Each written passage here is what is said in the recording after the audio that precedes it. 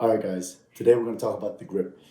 Grip, basic grip technique basically comes from two things, two principles, leverage and friction. Leverage, I got to get as high as I can to the gun.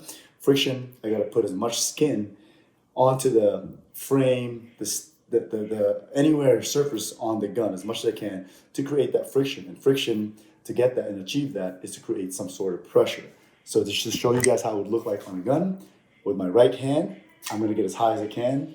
So you can see as that beaver tail digs into the rear of the hand, right? I'm going to get as high as I can. And the missing piece to that puzzle here is basically this meaty part of my hand, where I place that meaty part there. And basically I squeeze up the top as high as I can. Some people like to put their finger here, and that's totally fine. Me, I do this traditional grip, and this is more of a C-clamp, where I grip like this as opposed to gripping with my finger. Grip like this, same with this. I grip down and back. And this pinky is going to be the one that creates my leverage point to be able to push my thumb and my wrist down, create that pinky pressure, and my middle two finger is going to be flopping around a little bit, but it's going to be tight. It's a tight C-clamp. It's not a finger pressure. So it's going to be there.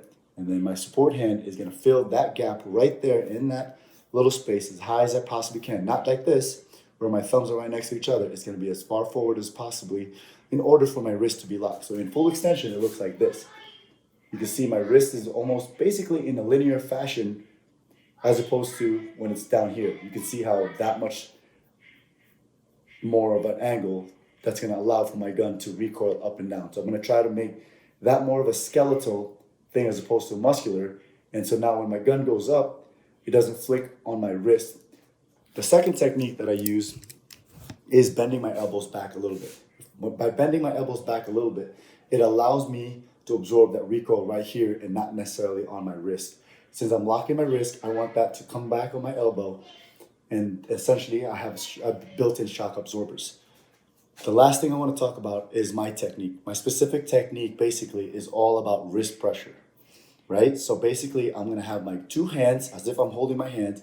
I'm going to show you guys. I'm going to grip the gun, and then I'm going to turn my hands in on my wrist, not my elbows, not like this. I'm going to turn my hands in and forward.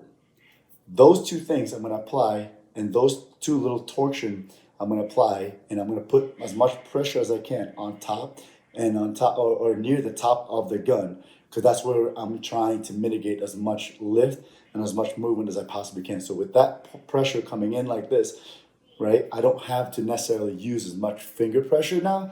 I'm using more of a twisting pressure, using my chest and keeping my shoulders down and keeping my forearms somewhat flexed, not locked out. And that's it.